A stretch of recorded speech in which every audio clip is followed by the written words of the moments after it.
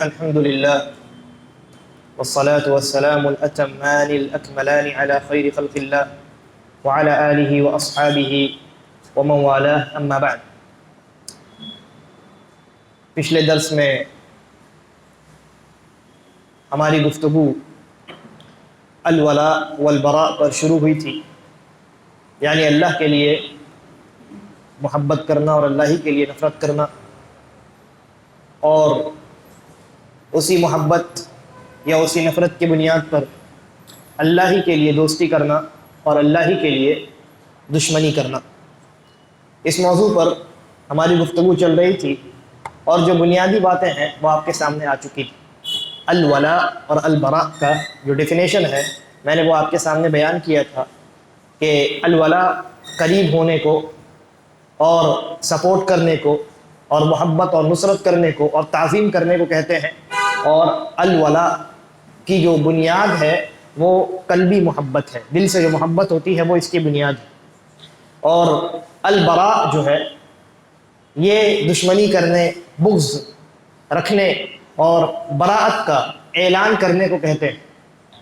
اور شریعت میں اس سے مراد، یا شریعت میں اللہ تبارک و تعالی نے ولا کے معاملے میں یہ حکم دیا ہے کہ ایک مسلمان اللہ رب العالمین سے، اللہ کے رسول صلی اللہ علیہ وسلم سے، دین اسلام سے اور قیامت تک ان کا اتباع کرنے والوں سے ولا رکھے، محبت رکھے، اور اس محبت کی بنیاد پر جن لوگوں سے تعلقات قائم کیے جاتے ہیں ان لوگوں سے تعلقات قائم کرے.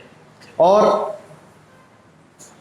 اللہ تبارک و تعالی نے براء کے متعلق، یعنی دشمنی، نفرت اور براءت کا اعلان کرنے کا جو معاملہ ہے اس کے متعلق ہمیں اس بات کی خبر دی ہے، یا ہمیں اس بات کا حکم دیا ہے کہ ہم کفار سے اور کفر سے اور ان لوگوں سے جو اللہ کے علاوہ اپنی عبادت کیے جانے پر راضی ہوتے ہیں، اور ان تمام لوگوں سے ہم ولا یعنی براء رکھیں، ان تمام لوگوں سے بغض رکھیں، دل کے اندر نفرت ہونی چاہیے، اور ان تمام لوگوں سے ہماری براءت کا اعلان ہونا چاہیے. اور مسلمانوں میں سے وہ لوگ جو مسلمان تو ہیں لیکن فاسق ہیں، گنہگار ہیں، تو ان کے گناہ کے حساب سے ہم اور آپ ان سے اپنے دل کے اندر بغض یا نفرت رکھیں گے. یہ بنیادی بات تھی. پھر اس کے بعد ہم نے گفتگو کی تھی کہ ولا اور براء کا جو چیپٹر ہے یہ عقیدے کا بہت اہم چیپٹر ہے، اور اس چیپٹر کو نہ سمجھنے کی وجہ سے مسلمانوں میں دو بڑے بڑے فتنے رونما ہوئے. پہلا فتنہ تکفیر کا فتنہ ہے. یہ ان لوگوں میں رونما ہوا جنہوں نے الولاء اور البراء کے عقیدے میں غلو کیا، بہت زیادہ آگے چلے گئے، اپنے مسلمان بھائیوں کو بھی کافر قرار دینا شروع کر دیا. تو یہ تکفیر کا فتنہ معاشرے میں پیدا ہوا، اور اس عقیدے کو نہ سمجھنے اور اس کو بالکل چھوڑ دینے کے نتیجے میں کیا ہوا، بہت سارے لوگوں نے کافروں کو بھی اپنا دوست بنا لیا. حتیٰ کہ دین اسلام کے ساتھ ساتھ بقیہ جتنے باطل ادیان ہیں ان تمام ادیان کے تعلق سے یہ کہنے لگے کہ تمام دین کو ملا دینا چاہیے اور ایک انسانیت والا مذہب، ایک انسانیت والا دین قائم کر دینا چاہیے. جبکہ اللہ تبارک و تعالیٰ نے کہا دین اسلام کے علاوہ کوئی دوسرے دین کی جانب اگر پلٹ کر دیکھے گا اللہ تبارک و تعالیٰ اس کو قبول نہیں کرنے والا ہے. تو یہ دو قسم کے لوگ ہیں. اور ان دونوں کے بعد جو تیسری قسم ہے وہ اہل السنہ والجماعہ کی قسم ہے. اہل السنہ والجماعہ جس کو آپ اہل الحدیث کہتے ہیں، جس کو آپ سلفی کہتے ہیں، جو نبی اکرم صلی اللہ علیہ وسلم کے فرمان اور اللہ رب العالمین کے کلام کے سامنے سر خم تسلیم کرتے ہیں، اور اللہ رب العالمین کے کلام اور محمد رسول اللہ صلی اللہ علیہ وسلم کے فرمان کو صحابہ کرام کے فہم اور ان کے منہج پر چلتے ہوئے سمجھتے ہیں. یہ اہل السنہ والجماعہ ہے. ان کا موقف اس مسئلے میں یہ ہے کہ اعتدال والا راستہ اختیار کیا جائے، وسطیت والا، بیچ والا، درمیان والا راستہ اختیار کیا جائے. اور اسی درمیان والے راستے پر ہم نے گفتگو شروع کی تھی. آپ نے ولا کا مطلب سمجھ لیا. ولا کی بنیاد محبت ہے، اور اسی محبت کی بنیاد پر انسان تعلقات قائم کرے اس کو ہم کیا کہتے ہیں؟ دوستی والا تعلق قائم کرے اس کو ولا کہتے ہیں. اور براء کا مطلب آپ نے سمجھ لیا کہ اس انسان سے دل میں بغض ہوتا ہے، جس سے اللہ رب العالمین نے بغض رکھنے کا حکم دیا ہے. جیسے تمام کفار ہیں، دل میں ان کے متعلق بغض ہونا چاہیے، اور اسی بغض کی بنیاد پر ان کے ساتھ تعلقات قائم کیے جائیں.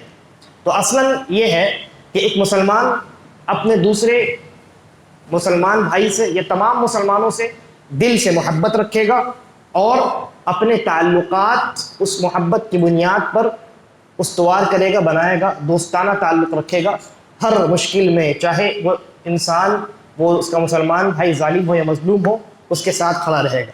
اگر ظالم ہے تو روکے گا، مظلوم ہے تو اس کو بچائے گا. اور جہاں تک کفار کا تعلق ہے، یا جن لوگوں سے اللہ تبارک و تعالی نے برات کا، بغض رکھنے کا حکم دیا ہے، تو ان لوگوں سے دل کے اندر بغض یہ اصل ہے. البتہ ان کے ساتھ ظاہری طور پر کیسا معاملہ کیا جائے، تو ظاہری طور پہ ان کے ساتھ معاملات کرنے میں تفصیل ہے. آپ ان سے برات کا اعلان کریں گے، لیکن کیا ان کے ساتھ حسن سلوک نہیں کریں گے؟ ایسا نہیں، انشاءاللہ اس کی تفصیل آئی.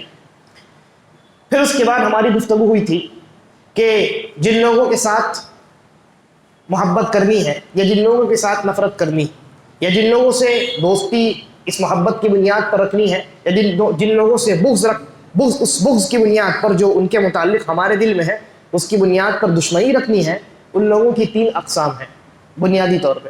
پہلی قسم میں نے بیان کی تھی کہ یہ وہ لوگ ہیں جو خالص مؤمنین ہیں، جن کے اندر 100% ایمان ہے. اور ان تمام لوگوں میں سب سے پہلے نبی اکرم جناب محمد رسول اللہ صلی اللہ علیہ وسلم ہیں، پھر تمام انبیاء ہیں، پھر تمام صحابہ کرام ہیں، پھر صدیقین، شہداء، صالحین ہیں، اور قیامت تک ان کا اتباع کرنے والے لوگ ہیں. ان لوگوں سے 100% محبت ہونی چاہیے، اور اسی محبت کی بنیاد پر ان لوگوں سے ہمارا تعلق دوستانہ ہونا چاہیے. اور ولا کے تعلق سے میں نے جو باتیں بیان کی ہیں کہ ان سے محبت کرنا، ان کی تعظیم کرنا، ان کی مدد کرنا، اور ان کے سپورٹ میں کھڑا رہنا، یہ پہلی قسم ہو گئی. دوسری قسم ان لوگوں کی ہے جو بالکل اس کے برعکس ہے، بالکل اپوزٹ ہے، یعنی جن کے اندر ایمان نام کی کوئی شے نہیں ہے، وہ کفار ہیں، مشرکین ہیں، ملحدین ہیں، مرتدین ہیں، منافقین ہیں. ایسے لوگوں سے شریعت نے ہمیں حکم دیا ہے کہ ہم ان سے 100% دل سے بغض رکھیں، نفرت ان کے تعلق سے ہونی چاہیے. اور میں نے اس کی وجہ بھی بیان کی ہے کہ کفار و مشرکین اللہ تبارک و تعالیٰ کی حق تلفی کرنے والے ہیں. عبادت اللہ کا حق ہے، غیر اللہ کے لیے کرتے ہیں. نبی اکرم صلی اللہ علیہ وسلم کو جھوٹا قرار دینے والے ہیں اور آپ کا مذاق اڑانے والے ہیں. ایسے لوگوں سے ظاہر سی بات ہے ہمارے دل کے اندر محبت پیدا نہیں ہو سکتی. تو یہ شریعت ہے، شریعت ہمیں اس بات کا حکم دیتی ہے کہ تمام کفار سے، تمام مشرکین سے، اور تمام ملحدین سے، اور تمام وہ لوگ جنہوں نے اسلام قبول کرنے کے بعد اسلام کو ترک کر دیا، تمام مرتدین سے اور تمام منافقین سے ہم کیا رکھیں؟ دل میں بغض رکھیں. تیسری قسم ان لوگوں کی ہے جو پہلی ہی قسم سے ہے، یا پہلی قسم مسلمانوں کی ہے لیکن ان کے اندر ایمان 100% تھا.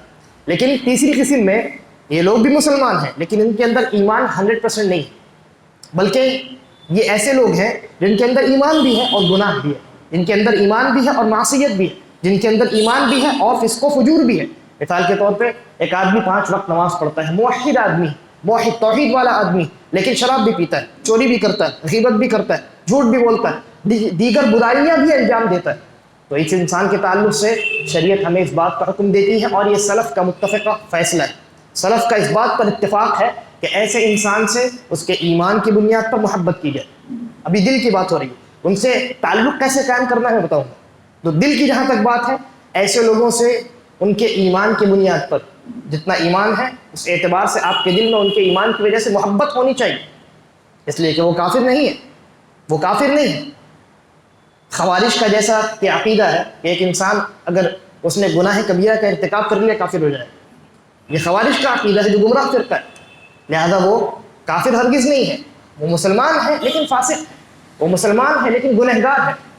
تو ایسے لوگوں سے ان کے ایمان اور ان کی نیکی کی وجہ سے دل میں محبت ہونی چاہیے، اور ان کے گناہ اور ان کی معصیت کے بقدر جتنا گناہ ہے اسی حساب سے آپ کے دل میں اس گناہ پر بغض، اس گناہ پر نفرت ہونی چاہیے. یہ تو دل کا معاملہ ہوا، یہ دل کا معاملہ ہوا. اب سوال یہ ہے کہ ایسے لوگوں سے جن میں یہ دونوں چیزیں بیک وقت پائی جاتی ہیں، یعنی وہ مسلمان بھی ہے اور گنہگار بھی ہے، تو دل کے تعلق سے ہم نے گفتگو کر لی. سوال یہ ہے کہ ان سے معاملات کیسے رکھے جائیں، ولا والا معاملہ رکھا جائے یا برا والا معاملہ رکھا جائے، ان کے ساتھ تعلقات قائم رکھی جائیں یا ان سے برات کا اعلان کر دیا جائے. بہت اہم سوال ہے. بہت سارے لوگ پوچھتے ہیں میرا پڑوسی شراب پیتا ہے، ہاں نماز بھی پڑھتا ہے، بہت پیسے والا ہے، حج بھی کر کے آیا ہے، کیا کریں؟ چھوڑ دیں، سلام نہ کریں، قطع تعلق ہی کر لیں؟ بہت سارے لوگ پوچھتے ہیں میرے فلاں رشتہ دار ہیں، گھر میں تعویذ بھی باندھتے ہیں، نظر و نیاز بھی کرتے ہیں، کیا کریں؟ مطلقاً ان کو ترک کر دیں، ان سے قطع تعلق ہو جائے، یا ان کے یہاں جاتے رہیں، ان سے تعلقات بنا کر رکھیں؟ تو شریعت نے اس سلسلے میں بہت اچھی وضاحت آپ کے سامنے آپ کی رہبری کے لیے پیش کی ہے، آئیے اس کو دیکھتے ہیں۔ میں نے عرض کیا تھا پچھلے درس میں کہ ایسے لوگوں کے متعلق سب سے پہلے آپ کو یہ بات دیکھنی ہے، یہ چیز دیکھنی ہے کہ انہوں نے جو گناہ انجام دیا ہے، یہ گناہ کہیں انہوں نے کسی مجبوری کے تحت تو انجام نہیں دیا۔ مجبوری جیسے ہو سکتا ہے اس گناہ کو کرانے کے لیے ان کو گن پوائنٹ پر رکھا گیا، تو مجبوری میں انسان اگر گناہ کرتا ہے اللہ تبارک و تعالیٰ نے اس سے درگزر فرما دیا، حتیٰ کہ شرک بھی کرتا ہے، کفر بھی کرتا ہے، گن پوائنٹ پہ اگر کر رہا ہے، تو ایسی صورت میں اللہ رب العالمین نے صاف طور پر قرآن مجید کے اندر کہا الا من اکرہ وقلبہ مطمئن بالایمان، جسے مجبور کیا جائے، دل اس کا ایمان پر مطمئن ہو، اور اس مجبوری کی وجہ سے وہ انسان کفر یا شرک تک کر جائے، اللہ تبارک و تعالیٰ اس کی پکڑ نہیں کرے گا۔ تو کوئی انسان جس کو آپ اپنی آنکھ سے دیکھتے ہیں شرک کر رہا ہے، کفر کر رہا ہے، گناہ کا کام کر رہا ہے، تو سب سے پہلی چیز اگر وہ مجبوری کی بنیاد پر کر رہا ہے تو ایسی صورت میں وہ انسان نفرت کے لائق نہیں ہے، وہ انسان مومن ہے اور آپ کی محبت کا مستحق ہے۔ مجبوری کی دوسری مثال، وہ انسان جاہل ہے، کسی عمل کو مثال کے طور پہ تعویذ پہنتا ہے، اس بیچارے کو اس بات کا علم ہی نہیں ہے کہ تعویذ پہننا یہ شرک ہے، سودی لین دین کرتا ہے، وہ سمجھتا ہے کہ سودی لین دین جائز ہے، اس کا علم ہی نہیں ہے، لہذا وہ انسان اللہ کے یہاں معذور ہے، اس لیے کہ اس کو علم ہی نہیں۔ جب علم ہی نہیں ہے تو ایسی صورت میں اللہ اس کی پکڑ نہیں کرے گا۔ اور میں نے اس کی مثال میں یا اس کے دلیل کے طور پہ میں نے وہ روایت آپ کے سامنے بیان فرمائی تھی کہ ایک غزوہ میں حضرت خالد ابن ولید رضی اللہ عنہ نے کیا کیا تھا، بعض لوگوں کے پاس بنی جزیمہ ایک قبیلہ ہے، وہاں اللہ کے نبی صلی اللہ علیہ وسلم نے حضرت خالد بن ولید رضی اللہ عنہ کو بھیجا، آپ گئے اور اسلام کی دعوت ان کے سامنے رکھی، ان لوگوں نے اسلام قبول کر لیا، لیکن زبان سے انہوں نے کچھ ایسا کہہ دیا کہ حضرت خالد بن ولید رضی اللہ عنہ نے سمجھا ان لوگوں نے اسلام قبول ہی نہیں کیا۔ اسلام انسان جب قبول کرتا ہے تو کیا کہتا ہے؟ اسلمنا، ہم نے اسلام قبول کر لیا۔ انہوں نے کہا سبقنا، ہم بددین ہو گئے، ہم نے دین بدل دیا۔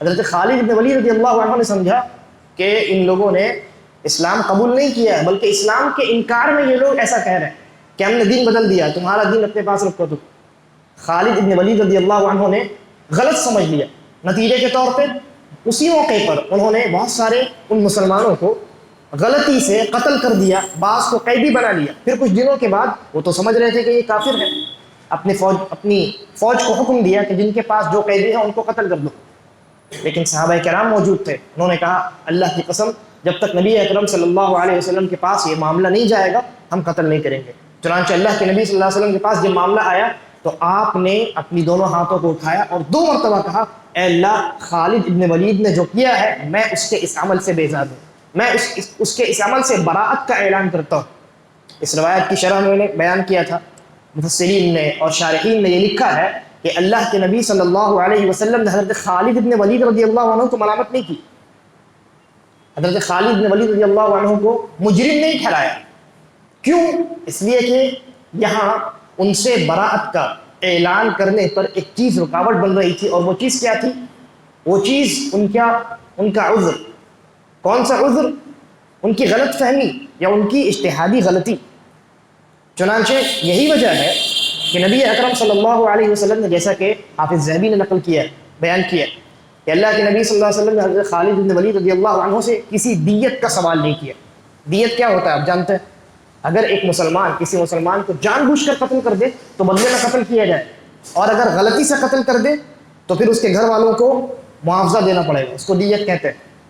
تو یہاں انہوں نے غلطی سے قتل کیا تھا، دیت بنتی تھی، لیکن اللہ کے نبی صلی اللہ علیہ وسلم نے نہیں مانگا۔ کیوں؟ اس لیے کہ یہاں گرچہ یہ عمل غلط تھا لیکن ان کی اجتہادی غلطی تھی جو رکاوٹ بن رہی تھی ان سے براءت کا اعلان کرنے پر۔ تو سب سے پہلی چیز، اگر کوئی انسان کسی عذر کی وجہ سے یا کسی مجبوری کی وجہ سے کسی گناہ کو انجام دے تو ایسی صورت میں وہ انسان نفرت یا بغض یا براء کا مستحق نہیں ہے۔ اس سے محبت کی جائے گی اور اس محبت کی بنیاد پر دوستانہ تعلقات یعنی ولا کا جو مفہوم میں نے بیان کیا وہ رکھا جائے گا۔ اب آگے بڑھتے ہیں۔ آپ نے کسی انسان کو دیکھا کہ وہ انسان مجبور نہیں ہے، معذور بھی نہیں ہے۔ مثال کے طور پہ کوئی انسان ہے جو موحد ہے، توحید والا ہے، شرک وغیرہ نہیں کرتا، نمازیں پڑھتا ہے لیکن شراب بھی پیتا ہے، کوئی مجبوری نہیں، اس کو معلوم ہے شراب حرام ہے۔ تو ایسی صورت میں اب اس انسان سے آپ اپنا تعلق کیسا رکھیں؟ کیا اس کو چھوڑ دیں یا اس سے اپنا جو رشتہ ہے وہ بنا کر رکھیں؟ میں نے ایک دوسری بھی مثال پیش کی۔ بعض لوگ پوچھتے ہیں کہ ان کا کوئی رشتہ دار ہے جو نظر و نیاز کرتا ہے، تعویذ پہنتا ہے اور لوگوں کے مزاروں پہ جاتا ہے، تو وہ پوچھتے ہیں کہ ایسے لوگوں سے ہم اپنا تعلق رکھیں یا نہ رکھیں، ان کے یہاں سے کھانا آئے تو کھائیں یا نہ کھائیں؟ تو اس سلسلے میں شریعت نے بہت اچھی وضاحت ہمارے اور آپ کے سامنے پیش کی۔ دیکھیے، استاد محترم ہے فضیلت الشیخ سلیمان الرحیلی حفظہ اللہ، مدینہ کے بہت بڑے عالم ہیں، فقیہ ہیں۔ انہوں نے اس مسئلے میں بہت اچھی وضاحت پیش کی۔ چنانچہ شیخ فرماتے ہیں کہ ایسے لوگوں سے تعلقات کے قائم کرنے میں بنیادی طور پر دو چیزوں کو ملحوظ رکھنا بہت ضروری ہے۔ ایسے لوگوں سے تعلقات قائم کرنے میں دو چیزوں کو ملحوظ رکھنا بہت ضروری ہے۔ پہلی چیز کیا ہے؟ پہلی چیز ہے ان کا ظاہری عمل۔ ان کا ظاہری عمل کیا مطلب ہوا؟ یعنی اگر ان کی نیکیاں زیادہ ہے تو موالات کا جو پلڑا ہے وہ بھاری رہے گا۔ بات سمجھ میں آ رہی ہے؟ اگر نیکیاں زیادہ ہے، گناہ کم ہے، ظاہری طور پہ ہم دیکھتے ہیں کہ انسان ہے، جھوٹ بولتا ہے لیکن موحد ہے، نماز سب پڑھتا ہے ٹھیک ٹھاک سے، اچھا مسلمان ہے، جھوٹ بھی بولتا ہے، ایک بری عادت ہے، گناہ کرتا ہے، تو نیکیوں کا پلڑا اس کا بھاری ہے۔ تو ایسی صورت میں ہمارا اس سے تعلق کیسا رہے گا؟ ہمارا اس سے تعلق، جب اس پر بات کی جائے گی تو ہم کہیں گے کہ ہمارا اس کے ساتھ تعلق موالات والا رہے گا۔ موالات کا معنی میں نے ابھی آپ کے سامنے بیان کیا تھا، پچھلے درس میں بھی بیان کیا۔ موالات کا معنی کیا ہے؟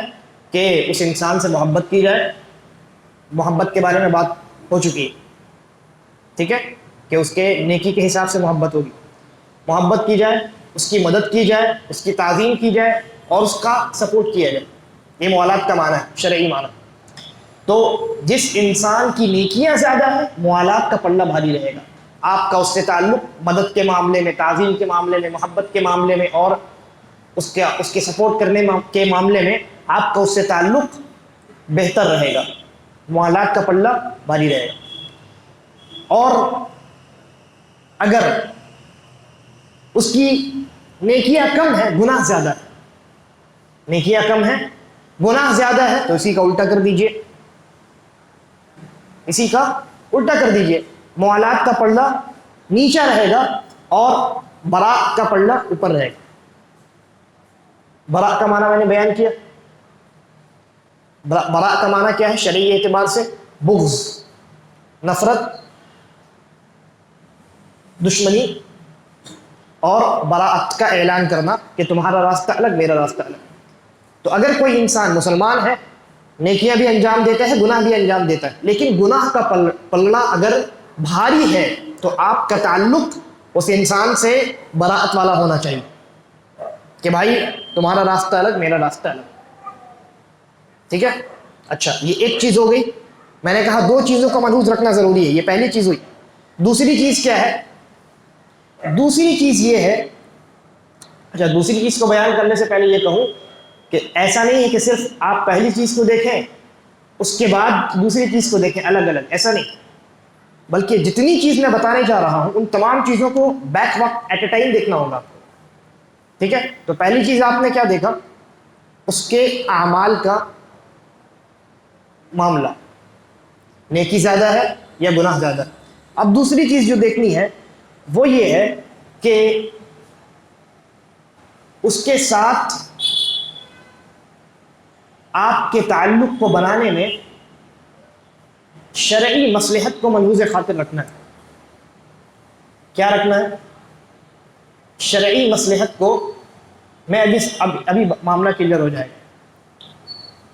ایسے انسان کے تعلق سے جو نیکیاں بھی انجام دیتا ہے، گناہ بھی کرتا ہے، ایسے انسان کے ساتھ تعلقات قائم کرنے میں آپ کو شرعی مصلحت کو ملحوظ خاطر رکھنا ہے، شرعی مصلحت کو نظر کے سامنے رکھنا ہے، اس کے حساب سے اس کے ساتھ معاملہ کرنا ہے. اب سوال یہ ہے کہ شرعی مصلحت کیا ہے نا؟ شرعی مصلحت کیا ہے؟ تو شرعی مصلحت سے 4 چیزیں مراد ہیں. کتنی چیزیں؟ 4 چیزیں مراد ہے شرعی مصلحت سے. سب سے پہلی مراد دین کی مصلحت. دین کی مصلحت. کون سی مصلحت؟ دین کی مصلحت، یعنی دین کے اوپر کوئی ضرب نہیں پڑنی چاہیے. اس کی مثال علماء نے بیان کی ہے، یعنی دیکھا جائے گا کہ دین اور شریعت کی روح سے اس کے ساتھ کیسا برتاؤ کرنا زیادہ بہتر ہے. مثال کے طور پہ اگر کوئی انسان بہت خراب قسم کا بدعتی ہے، بہت خراب قسم کا بدعتی انسان ہے، بہت بڑی بڑی بدعتوں کو انجام دیتا ہے، تو ایسی صورت میں سلف کا یہ موقف ہے کہ ایسے لوگوں سے ظاہری طور پہ آپ براءت کا اعلان کریں. کیوں؟ اس لیے کہ اگر آپ نے بدعتی کا ساتھ دیا تو سنت مر جائے گی، اور سنت شریعت کی بنیاد ہے. لہذا ایک بدعتی انسان ہے، معمولی بدعت نہیں، بڑی بڑی بدعتوں کو انجام دیتا ہے، گرچہ کافر نہیں ہے، مسلمان ہے، لیکن بڑی بڑی بدعتوں کو انجام دیتا ہے، تو ایسی صورت میں ایسے لوگوں سے آپ ظاہری طور پہ برات کا اعلان کریں. گرچہ آپ کے دل میں محبت ہے اس کے ایمان کی وجہ سے، آپ اس کے لیے دعائیں مغفرت بھی کریں گے اپنے خلوت میں، جب آپ تنہائی میں رہیں، لوگوں کے سامنے نہ رہیں، تو آپ اس کے لیے دعائیں مغفرت بھی کریں گے، جیسا کہ سلف کا معمول ہے. بعض لوگ ایسے تھے سلف کے زمانے میں کہ وہ ظاہری طور پہ بدعتی تھے لیکن ایمان والے تھے. جب ان کا انتقال ہوتا تو اعلانیہ طور پہ ان کے لیے دعائیں مغفرت نہیں کی جاتی تھی، اعلانیہ طور پہ دعائیں مغفرت نہیں کی جاتی تھی، لیکن چونکہ وہ مومن تھے لہذا اکیلے میں تنہائی میں سلف ان کے لیے دعائیں مغفرت کیا کرتے تھے. تو پہلی مصلحت، شرعی مصلحت میں سب سے پہلی مصلحت دین کی مصلحت. دین کے اوپر ضرب نہیں لگنی چاہیے. اگر آپ بدعتی کا سپورٹ کریں گے دین ختم ہو جائے گا، سنت ختم ہو جائے گا، اور بدعت کو بڑھاوا ملے گا، بدعت پھلنے پھولنے لگے گا. سب سے پہلی مصلحت کون سی ہے؟ دین کی مصلحت. اچھا، دوسری مصلحت ہے تعلق بنانے والے کی مصلحت. تعلق بنانے والے کی مصلحت، مثلا میں اگر اپنے کسی مسلمان پڑوسی کے ساتھ تعلق بنانا چاہتا ہوں، اور وہ مسلمان ہے لیکن گنہگار بھی ہے، مسلمان ہے پلس اعلانیہ طور پہ، کیونکہ چھپ کر کے کوئی انسان گناہ کرے آپ کو کیا معلوم، وہ تو صرف اللہ کو معلوم. یہاں وہ مسلمان جو ایمان والا بھی ہے، مسلمان بھی ہے اور فاسق اور گنہگار بھی ہے، تو یہاں گناہ سے مراد اعلانیہ گناہ ہے جو ہر انسان دیکھتا ہے. ٹھیک ہے، تو میں مثال دیتا ہوں. میرا ایک پڑوسی ہے جو نماز پڑھنے والا بھی ہے، مومن ہے، لیکن ساتھ ساتھ گنہگار بھی ہے. مثال کے طور پہ وہ تعویذ لٹکاتا ہے. ٹھیک ہے، تو تعویذ لٹکانا یہ شرک اصغر ہے، چھوٹا شرک ہے. ایسے انسان سے میں اپنا تعلق بنانا چاہوں تو ایسی صورت میں پہلی مصلحت میں نے بیان کر دی، دین کی مصلحت. ٹھیک ہے، دوسری مصلحت میں نے بیان کی کہ تعلق بنانے والے کی خود کی مصلحت، یعنی اس مثال میں میری مصلحت، میں تعلق بنا رہا ہوں نا ان سے، تو میری مصلحت بھی نظروں کے سامنے رہنی چاہیے.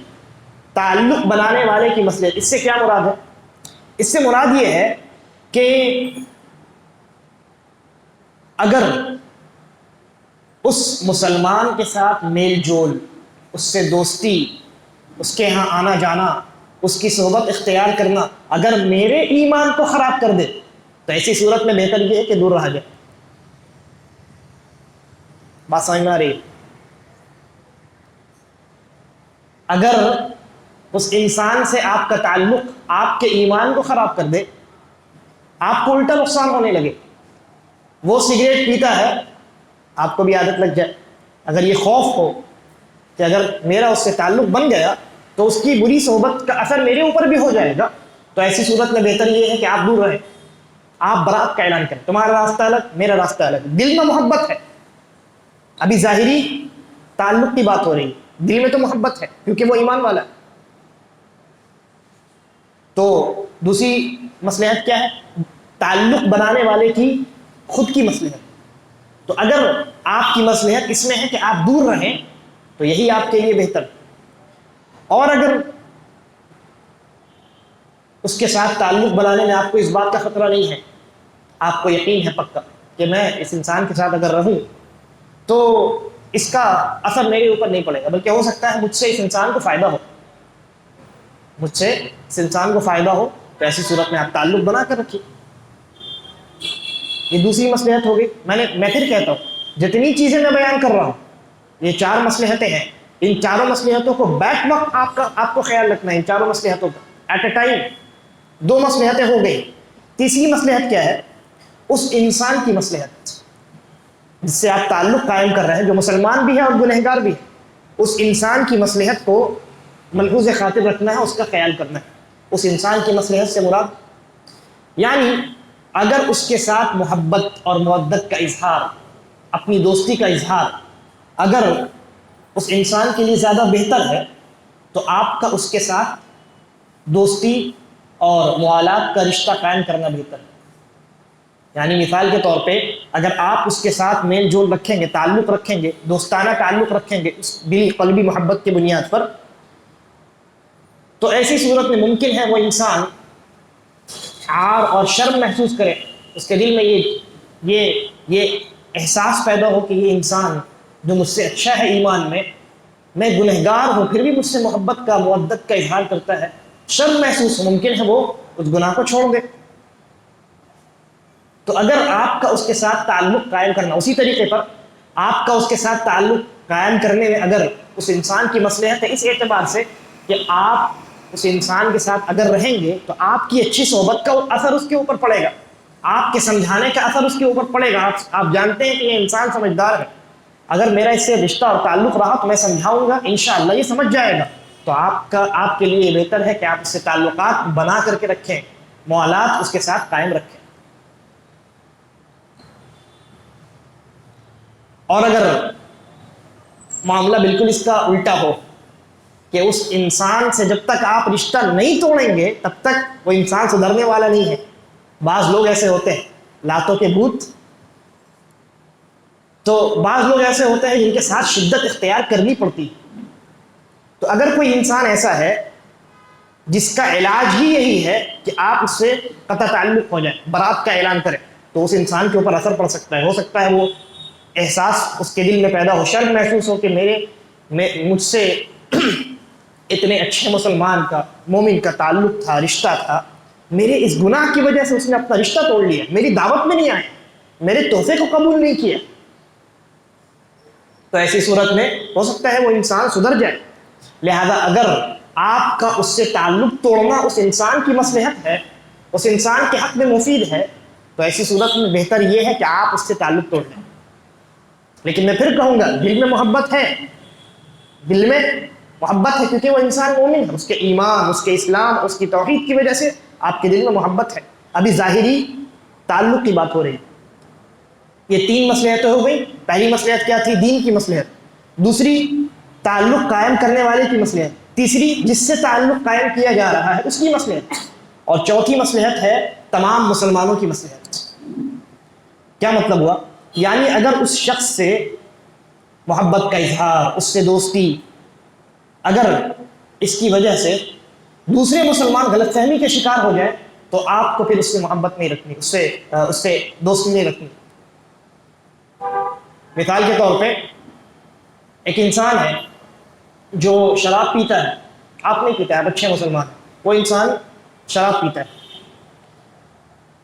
اگر آپ کو یہ خدشہ ہو, یہ خوف ہو کہ اگر میں اس سے تعلق بناؤں گا, اس کے ساتھ رہنا سہنا کروں گا تو دوسرے مسلمان یہ سمجھیں گے لگتا ہے شراب پینا حلال ہے اسی لیے تو یہ اس کے ساتھ ہے. اگر وہ انسان سودی کاروبار کرتا ہے اور آپ کا اس کے ساتھ رہنا دوسرے مسلمانوں کو غلط فہمی میں ڈال سکتا ہے کہ وہ سمجھیں گے کہ بھائی یہ اتنا اچھا پکا ایمان والا آدمی اس کے ساتھ ہے، اس کا مطلب سود کا کاروبار لین دین سب جائز ہے۔ اگر یہ خوف ہے تو پھر اس سے آپ تعلق نہیں بنا سکتے، دور رہیے، ٹھیک ہے؟ یہ عام مسلمانوں کی مسئلے ہے۔ اور اگر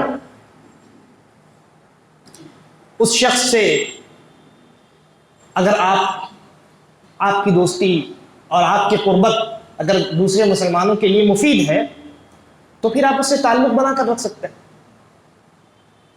اگر آپ یہ سمجھتے ہیں کہ اس انسان سے اگر میں تعلق بنا کر رکھوں گا تو یہ اسی میں بھلائی ہے، ورنہ اگر میں نے تعلق توڑ لیا تو فتنہ ہو سکتا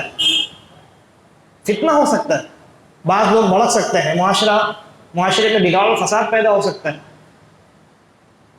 بعض لوگ کہنے لگیں گے کہ مسلمان ہے، مسلمان سے بات نہیں کرتا ہے نا، فتنہ ہو سکتا ہے۔ اس سے یہ میں نے ایک مثال بیان کی، اور بھی بڑے فتنے ہو سکتے ہیں۔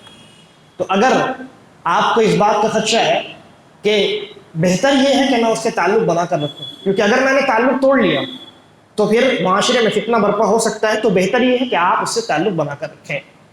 یہ چوتھی مصلحت ہے جس کو میں نے کہا یہ عام مسلمانوں کی مصلحت۔ تو یہ 4 مصلحتیں ہو گئی۔ ان چاروں مصلحتوں کو، اور میں نے پہلی چیز کیا بیان کی تھی؟ اس کے ظاہری اعمال کو سامنے رکھنا۔ دوسری چیز میں نے بیان کی تھی شرعی مصلحت کو سامنے رکھنا، اور شرعی مصلحت یہ 4 ہیں۔ تو یہ چاروں شرعی مصلحت اور پہلی چیز یعنی اس کے ظاہری اعمال کے حساب سے اس کے ساتھ معاملہ کرنا، ان دونوں کو ایک ہی نظر سے یعنی ایٹ اے ٹائم آپ کو دیکھنا ہے، پھر فیصلہ کرنا ہے کہ آپ کا اس سے تعلق بہتر ہے یا لا تعلقی بہتر ہے۔ بات سمجھ میں آ رہی ہے؟ یہ مسئلہ بہت آسان نہیں ہے، اور یہ بہت نازک مسئلہ بھی ہے، لہذا اس کا سیکھنا سمجھنا اس کو یہ بہت ضروری ہے۔ جیسا کہ میں نے بیان کیا بہت سارے لوگوں نے اس عقیدے کو نہیں سمجھا، اس مسئلے کو نہیں سمجھا تو گمراہ ہو گئے، کسی نے بہت غلو کر دیا، کسی نے چھوڑ دیا۔ بہت سارے لوگ ایسے ہیں جو میں نے پچھلے درس میں بیان کیا تھا کہ جن کا تعلق اور جن کا سب سے چہیتا دوست ایک کافر ہے جو ان کا سب سے چہیتا دوست ہے، جگری دوست ہے، دکھ سکھ میں شامل ہوتے ہیں اور بالکل مسلمان بلکہ اس سے بھی زیادہ بہترین معاملہ کرتے ہیں، دل میں بھی محبت، لیکن اس کا اپنا سگا بھائی ہے جس کی ولادت اسی کے والدین سے ہوئی، اس سے اس کا کوئی تعلق نہیں، دونوں میں 36 کا آنکڑا لگا ہوا ہے، دونوں ایک دوسرے کو دیکھنا پسند نہیں کرتے ہیں۔ شریعت کہتی ہے ایک مسلمان کا دوسرے مسلمان سے تعلق محبت والا ہونا چاہیے، اور کافر سے اصل یہ ہے کہ آپ کے دل میں بغض ہونی چاہیے۔ البتہ کافر کے ساتھ ظاہری طور پر کیسا معاملہ کریں تو انشاءاللہ اس کا ابھی بیان آئے گا۔ اصل تو یہی ہے کہ کافر سے آپ برات کا اعلان کریں گے۔ اگر آپ غلبے میں ہیں، مسلمان اگر غلبے میں ہے تو ایسی صورت میں شریعت نے یہ حکم دیا ہے کہ کافروں سے برات کا اعلان کیا جائے، ان سے برات رکھی جائے، لیکن ہندوستان میں ہم اقلیت میں ہیں، اکثریت میں نہیں، تو انشاءاللہ ہماری گفتگو اس کے اوپر ہوگی۔ تو میں نے آپ کے سامنے یہ باتیں بیان کی ہیں کہ ایک وہ مسلمان جو مومن بھی ہے اور گنہگار بھی ہے، اس کے ساتھ آپ کا تعلق کیسا، میں نے پوری تفصیل بیان کر دی۔ آگے بڑھتے ہیں۔ اب کافر سے محبت کا کیا معاملہ ہے؟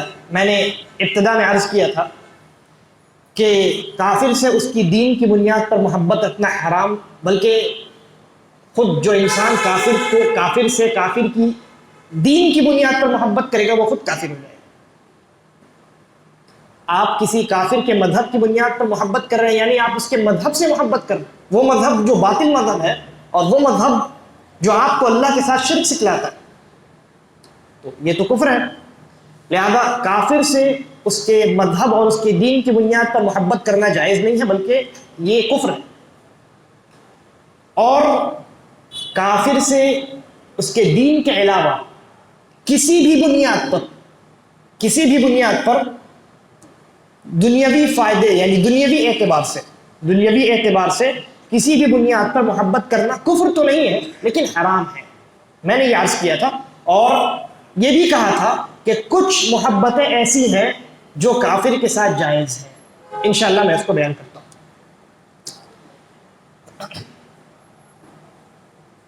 دیکھیے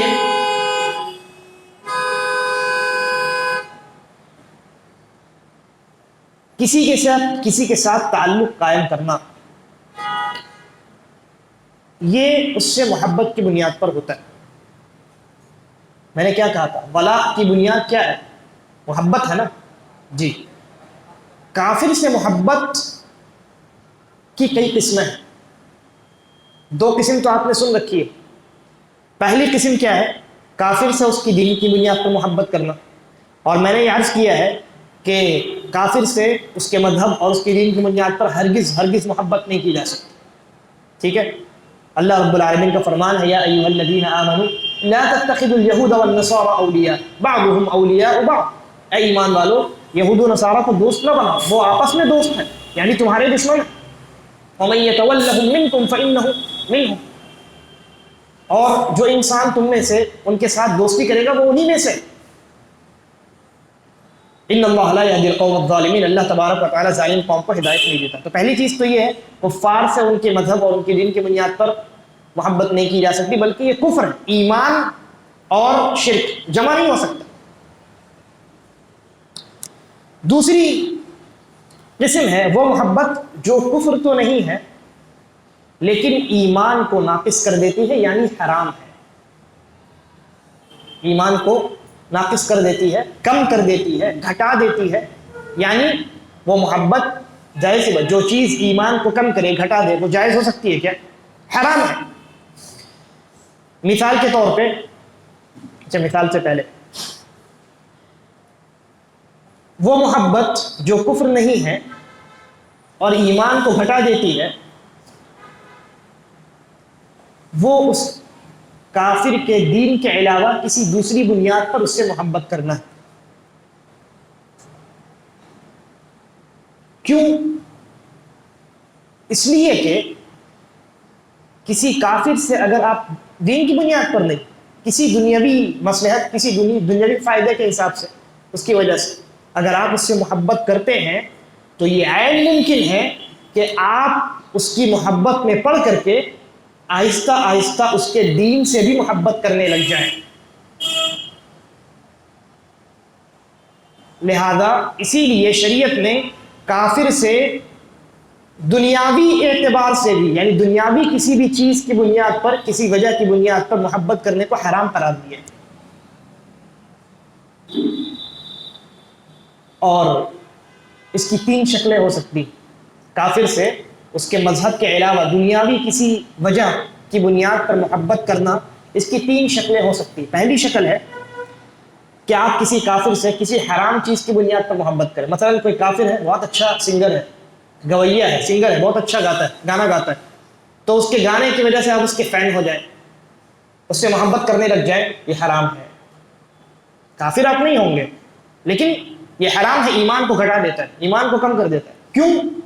اس لیے کہ ممکن ہے آپ آج اس کے سنگر ہونے کی وجہ سے اس سے محبت کر رہے ہیں، کل آپ اس کے دین سے راضی ہو جائیں گے، آپ اس کے دین کی بنیاد پر اس سے محبت کرنے لگ جائیں گے، جو کہ کفر ہے. لہذا اسی لیے شریعت نے اس کو حرام قرار دیا. تو پہلی چیز کیا ہے؟ کافر سے کسی حرام چیز کی بنیاد پر محبت کرنا. دوسری چیز، کافر سے کسی مباح یعنی کسی جائز چیز کی بنیاد پر محبت کرنا، یہ بھی حرام ہے. مثال کے طور پہ میں نے ایک مثال بیان کی تھی. کوئی انسان ہے، کافر ہے، بہت اچھا ڈاکٹر، بہت اچھا علاج کرتا ہے. یہ علاج کرنا، ڈاکٹری کرنا، طبابت کرنا، یہ دنیاوی چیز ہے. آپ اگر اس کی ڈاکٹری کی وجہ سے اس سے محبت کرنے لگ جائے، شریعت کہتی ہے جائز نہیں. شریعت کہتی ہے کیوں؟ آج آپ اس کی ڈاکٹری کی وجہ سے محبت کر رہے ہیں، ممکن ہے کل اس کے دین اور اس کے مذہب کی بنیاد پر محبت کرنے لگ جائے. لہذا کسی جائز چیز کی بنیاد پر بھی کافر سے محبت نہیں کی جا سکتی. اسی طریقے پر تیسری شکل ہے کافر سے کسی دنیاوی مصلحت کی بنیاد پر محبت کرنا. آپ کافر سے اس لیے محبت کریں کہ آپ کا دنیا میں کچھ فائدہ ہو جائے. شریعت کہتی ہے یہ بھی جائز نہیں، اور وجہ وہی ہے کہ یہ محبت آپ کو دین کی محبت کی جانب لے جانے والی. اور اس کی دلیل نبی اکرم صلی اللہ علیہ وسلم کے زمانے میں پیش آیا ایک واقعہ. حضرت حاطب ابن ابی بلتعہ رضی اللہ عنہ ایک صحابی ہے. نبی اکرم صلی اللہ علیہ وسلم مشرکین مکہ سے جنگ کرنے کا پلان بنا رہے تھے کہ ان کے اوپر اب چڑھائی کی جائے، ان کے اوپر حملہ کیا جائے. یہ مسلمانوں کا سیکرٹ تھا، کافروں کو اس کا علم نہیں تھا. حضرت حاطب ابن ابی بلتعہ رضی اللہ عنہ یہ مکی تھے، مکہ کے رہنے والے تھے، ہجرت کر کے نبی اکرم صلی اللہ علیہ وسلم کے پاس آ گئے تھے. آپ نے سوچا کہ مسلمانوں کی کافروں سے جنگ ہوگی، ممکن ہے مسلمان ہار جائیں، اور یہ ممکن ہے. جنگ میں شکست کھانا یہ حق اور باطل کی دلیل تو نہیں ہے، تو یہ اللہ رب العالمین کی مرضی. مسلمانوں نے بہت ساری جنگوں میں شکست کھائی ہے. تو حضرت حاطب ابن ابی بلتعہ رضی اللہ عنہ نے سوچا اگر میرے بہت سارے رشتہ دار مکہ میں رہتے ہیں، اگر اللہ کی مرضی ایسی ہوئی اور مسلمان مشرکین سے ہار گئے تو کہیں یہ مشرکین میرے اہل و عیال پر، میرے رشتہ دار پر جو مکہ میں ہیں ظلم نہ کرنے لگ جائیں. یہ دنیاوی فائدہ تھا نا، دنیاوی فائدہ تھا. انہوں نے کیا کیا، ایک خط لکھا، ایک عورت کو دیا. اس خط میں لکھ دیا کہ مسلمانوں کی یہ پلاننگ ہے، یعنی مسلمانوں کا جو سیکرٹ تھا فاش کر دیا، لکھ کر کے بھیج دیا. ایک عورت کو دیا کہ جاؤ جا کر کے مشرکین مکہ کو دے دینا. کیوں؟ تاکہ اگر مسلمان ہار بھی جائیں تو ان کا یہاں سے ایک فیور ہے نا، انہوں نے خط لکھ کر کے دیا ہے، ایک فیور ہو اور مشرکین ان کے اہل و عیال کو ٹچ نہ کریں. لیکن نبی اکرم صلی اللہ علیہ وسلم کو اللہ تبارک و تعالیٰ نے وحی کے ذریعے سے مطلع کر دیا، خبر دے دی. چنانچہ آپ نے حضرت علی ابن ابی طالب رضی اللہ عنہ اور دیگر صحابہ کو بھیجا، اور راستے ہی میں اس عورت کو پکڑ لیا گیا اور وہ خط لے لیا گیا. مشرکین تک بات نہیں پہنچی. حضرت حاطب ابن ابی بلتعہ رضی اللہ عنہ سے نبی اکرم صلی اللہ علیہ وسلم نے جب سوال کیا اے حاطب تم نے ایسا کیوں کیا، تو حضرت حاطب ابن ابی بلتعہ رضی اللہ عنہ نے اپنا عذر پیش کیا اور کہا کہ میں نے کفر و ارتداد اور اسلام کی مخالفت کرنے کے خیال سے ایسا نہیں کیا ہے. میرے دل میں ایمان ہے، میں مسلمان ہوں. ایسا نہیں ہے کہ مجھے اسلام یا مسلمانوں سے دشمنی ہے، میں منافق نہیں ہوں، کیونکہ یہ عمل تو بظاہر ایسا لگتا ہے کہ منافقت والا ہے. انہوں نے کہا کہ میں نے ارتداد یا اسلام مخالف جذبے میں ایسا نہیں کیا، بلکہ صرف اپنے اہل و عیال کی حفاظت کے خیال سے یہ خط بھیج دیا تھا، میری نیت بری نہ تھی. چنانچہ نبی اکرم صلی اللہ علیہ وسلم نے آپ کے عذر کو قبول کر لیا. لیکن اللہ تبارک و تعالی نے سورۃ الممتحنہ کی پہلی آیت نازل فرمائی اور کسی کافر سے کسی دنیاوی مصلحت کی بنیاد پر بھی محبت کرنے یا ان سے تعلق بنانے کو حرام قرار دیا.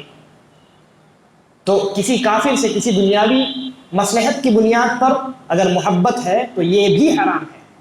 یہ بھی کفر تو نہیں ہے، کفر نہیں ہے، لیکن یہ حرام. شیخ الاسلام ابن تیمیہ رحمہ اللہ لکھتے ہیں کہ کبھی کبھی آدمی کافروں سے کسی حاجت یا اپنی کسی رشتہ داری کی بنیاد پر مودت یعنی محبت قائم کر لیتا ہے، جبکہ ایسا کرنا گناہ ہے اور اس کے ایمان کو ناقص کر دیتا ہے، لیکن ایسا کرنے سے وہ کافر نہیں ہو جاتا، جیسا کہ حاطب ابن ابی بلتعہ رضی اللہ عنہ کے ساتھ ہوا.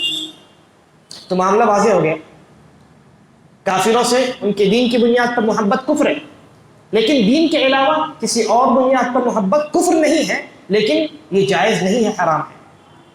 اچھا،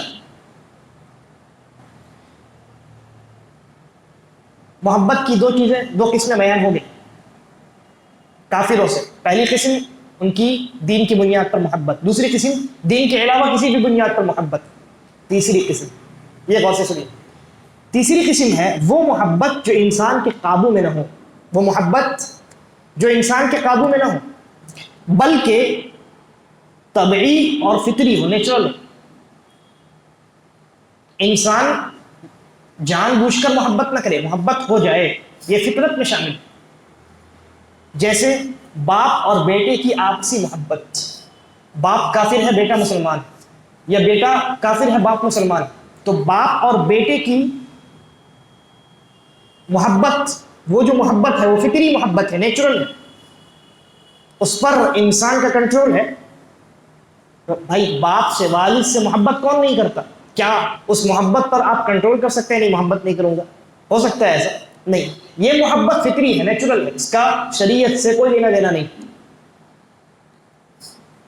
اسی طریقے پر میاں بیوی کی آپسی محبت، اللہ تبارک و تعالیٰ نے مسلمانوں کے لیے یہودی عورتوں سے نکاح کو حلال قرار دیا، حلال قرار دیا ہے نا قرآن مجید کے اندر۔ اللہ رب العالمین نے کہا کہ وہ عورتیں جو یہودی ہوں لیکن محسن ہوں، تو ایسی پاک دامن ہو، یعنی ایسی یہودی عورتوں سے نکاح حلال ہے۔ ابھی اس پر بحث نہیں ہے کہ وہ کب بہتر ہے کب بہتر نہیں ہے، کیا اس کے مسائل، اس پر بات نہیں ہو رہی، حلال تو ہے نا، یہ سب کو معلوم ہے۔ قرآن مجید کی سورہ مائدہ کی بہت واضح آیت موجود۔ تو اگر شوہر مسلمان ہے، بیوی یہودی ہے، تو شوہر اور بیوی کے درمیان شوہر اور بیوی والی محبت تو رہے گی، کیا اس محبت پر کنٹرول ہے؟ اگر وہ محبت نہ رہے تو شوہریت اور بیویت کا جو رشتہ ہے وہ ختم ہو جائے، وہ رہے گا ہی نہیں۔ کیسے آپ رہیں گے؟ تو جس طریقے پر باپ اور بیٹی کی محبت ہے یہ فطری محبت ہے، اسی طریقے پر میاں اور بیوی، شوہر اور بیوی کی محبت ہے، یہ بھی فطری محبت ہے، گرچہ دونوں میں سے ایک کافر ہو، بیوی کافر ہو، یہودی ہو، یہودی مطلب کافر، اور شوہر مسلمان ہو، تو آپسی جو محبت ہے، نیچرل محبت، فطری اور طبعی محبت ہے، یہ محبت انسان کے قابو میں نہیں ہے، یہ محبت انسان کے قابو میں نہیں ہے، لہذا اس محبت پر اللہ تبارک و تعالیٰ کوئی پکڑ نہیں کرے گا، اس محبت پر اللہ تبارک و تعالیٰ کوئی پکڑ نہیں کرے گا۔ لیکن ان کے کفر کی وجہ سے، ان کے کفر کی وجہ سے، باپ مسلمان ہے بیٹا کافر، یا بیٹا مسلمان ہے باپ کافر، شوہر مسلمان ہے یا بیوی کافر ہے، فطری محبت اپنی جگہ، لیکن ان کے کفر کی وجہ سے ان سے شرعی طور پر آپ محبت نہیں کر سکتے، بلکہ ان سے، ان کے کفر کی وجہ سے دل میں آپ کے بغض اور نفرت بھی ہونی چاہیے، دل میں بغض اور نفرت ان کے کفر کی وجہ سے آپ کے دل میں ہونی چاہیے، یہ واجب ہے، محبت نہیں کر سکتے، شرعی محبت نہیں کر سکتے۔ اور اس کی بہت ساری دلیلیں موجود ہیں کہ ایسے کافروں سے جن سے فطری محبت ہو، یہ محبت جائز ہے اور اس پر مواخذہ نہیں ہے۔ مثال کے طور پہ نوح علیہ السلام کا بیٹا جب ڈوب رہا تھا تو حضرت نوح علیہ السلام نے اپنے بیٹے کو آواز لگائی تھی، کہا تھا نا بیٹا آ جاؤ کشتی میں سوار ہو جاؤ۔ کیوں لگائی تھی؟ معلوم تھا بیٹا کافر ہے، وہ تو کہہ رہا تھا میں کسی پہاڑ پہ چلا جاؤں گا جہاں پانی نہیں پہنچے گی، تو ان کا اپنے بیٹے کو آواز دینا یہ کیوں تھا؟ کیونکہ یہ باپ تھے، وہ بیٹا تھا، باپ کی محبت کی بنیاد پر انہوں نے اپنے بیٹے کو آواز دی تھی۔ اسی طریقے پر نبی اکرم جناب محمد رسول اللہ صلی اللہ علیہ وسلم نے اپنے والدہ کی قبر کی زیارت کی اجازت مانگی تھی نبی اکرم صلی اللہ علیہ وسلم نے اللہ رب العالمین سے، لیکن اجازت نہیں ملی۔ اجازت جب نہیں ملی تو نبی اکرم صلی اللہ علیہ وسلم رو پڑے تھے۔ آپ کا یہ رونا کیوں تھا؟ کیونکہ والدہ سے فطری محبت ہوتی، وہ کافرہ ہے لیکن والدہ سے فطری محبت ہے، اس محبت کی بنیاد پر آپ کے آنسو چھلک پڑے تھے۔ لہذا تیسری قسم کافروں سے محبت کی وہ محبت ہے جو فطری ہے، طبعی ہے، نیچرل ہے، اس محبت پر مواخذہ نہیں کیا جائے گا، لیکن اس سے، اس کے کفر کی وجہ سے دل میں آپ کے بغض اور نفرت ہونی چاہیے۔ اور یہی وجہ ہے کہ اللہ تبارک و تعالیٰ نے بعد میں حضرت نوح علیہ السلام کو بھی ڈانٹ پلائی، کہا کہ انہ لیس من اہلک انہ عمل غیر صالح، یہ تمہارے خاندان کا نہیں ہے، یہ اس لائق ہی نہیں ہے کہ وہ تمہارے اہل و عیال میں شمار کیا جائے۔ اور نبی اکرم صلی اللہ علیہ وسلم کو بھی ان کے والدہ کی قبر کی اجازت نہیں دی گئی۔ تو یہ اس بات پر دلیل ہے کہ اگر کوئی کافر آپ کا ایسا رشتہ دار ہے جس سے چاہے بیوی شوہر کا ماں بیٹ رشتہ ہو یا باپ بیٹے کا رشتہ ہو، اس سے آپ فطری محبت کر سکتے ہیں، لیکن شرعی جو محبت ہے وہ نہیں ہو سکتی، بلکہ اس کے کفر کی وجہ سے آپ کے دل میں بغض اور نفرت ہونی چاہیے۔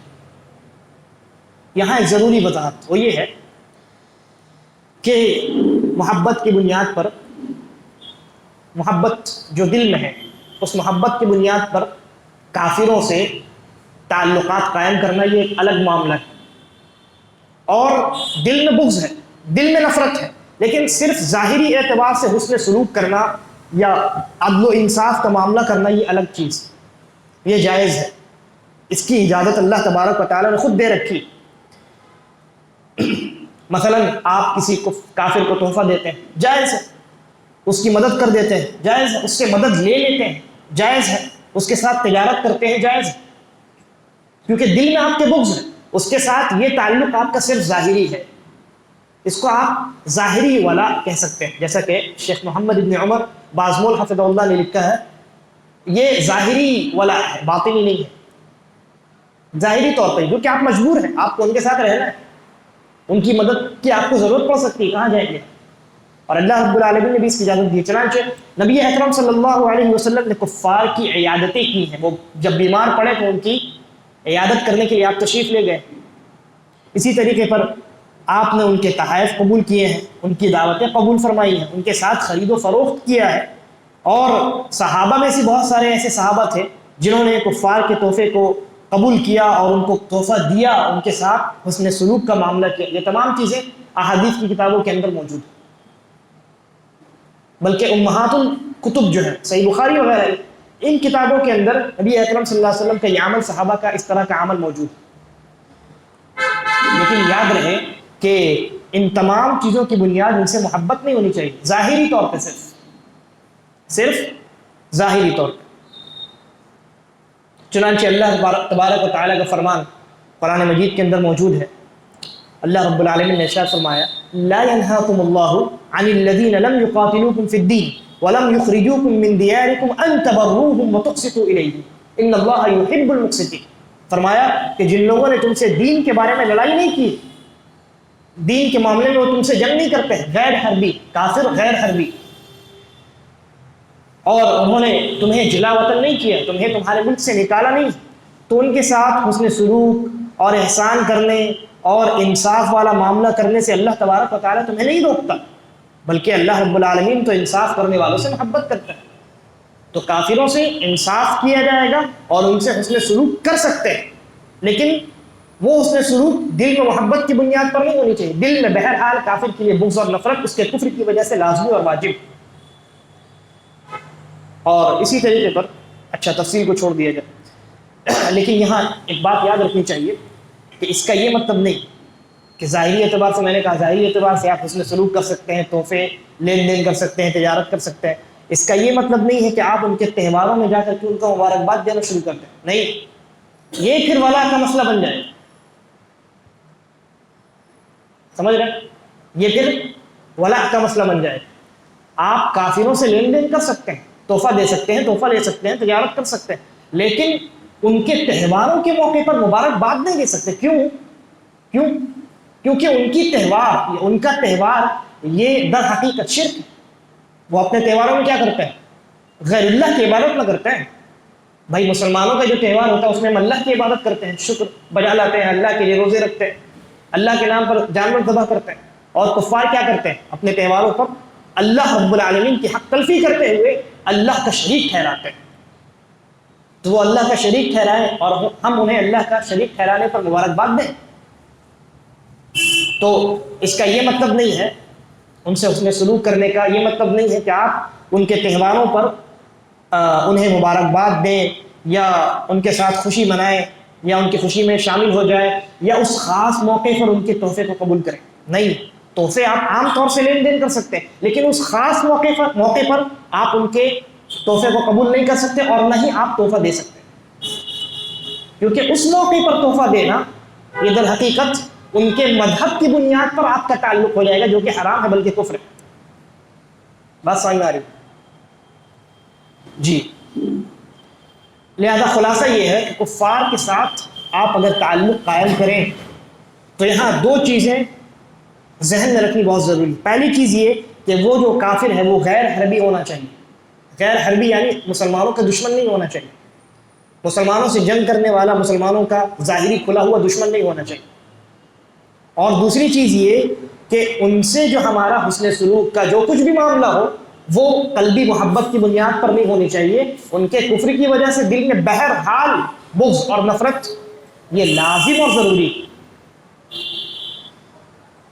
میرے خیال سے باتیں اور بھی ہیں، انشاءاللہ ہم اس درس کو کنٹینیو کرتے ہیں اور اگلے ہفتے ممکن ہے کہ اس سلسلے کی آخری کڑی ہوگی، اور بھی بہت ساری باتیں ہیں، جیسے کفار کے ساتھ معاہدہ کرنا، کفار کے ساتھ ایگریمنٹ کرنا، اس کا کیا حکم ہے، اور بعض شبہات ہیں جس کو میں نے جمع کیا ہے اور علماء کے اقوال یا ان کے فتاووں کی روشنی میں اس کا جواب بھی تیار کیا ہے۔ انشاءاللہ اگلے درس میں اس کو بیان کرنے کی کوشش کروں گا اللہ تبارک و تعالی، اور ساتھ ساتھ یہ بھی کہ آپ مسلمان ہیں اور ہندوستان میں اقلیت میں، مائنورٹی میں ہے نا، آپ اکثریت میں تو نہیں ہے۔ اب یہاں اگر آپ کافروں سے برات کا اعلان کرنے لگ جائیں کیا ہوگا پھر، ہے نا؟ تو اس سلسلے میں شریعت کیا کہ دل سے تو آپ کو بہرحال محبت نہیں کرنا، بغض رکھنا ہے۔ ہندوستان میں بھی دل پر کون جھانکنے جا رہا آپ کے؟ ظاہری جو تعلق ہے وہاں ولا رکھا جائے یا برا رکھا جائے، ہندوستان کی بات ہو رہی ہے۔ تو انشاءاللہ اس تعلق سے بھی میں نے ارادہ کیا تھا آج ہی کے درس میں بیان کرنے کے لیے، لیکن وقت اجازت نہیں دیتا، اس لیے انشاءاللہ اگلے درس میں ان تمام چیزوں کو بیان کرنے کی کوشش کروں گا۔ اللہ تبارک و تعالی سے دعا ہے کہ وہ ہمیں صحیح سمجھ کے توفیق عطا فرمائے اور ہمیں خالص اپنے لیے محبت اور نفرت کرنے اور دوستی اور دشمنی کرنے کی توفیق عطا فرمائے۔ هذا والله اعلم وصلی اللہ علی نبینا وسلم۔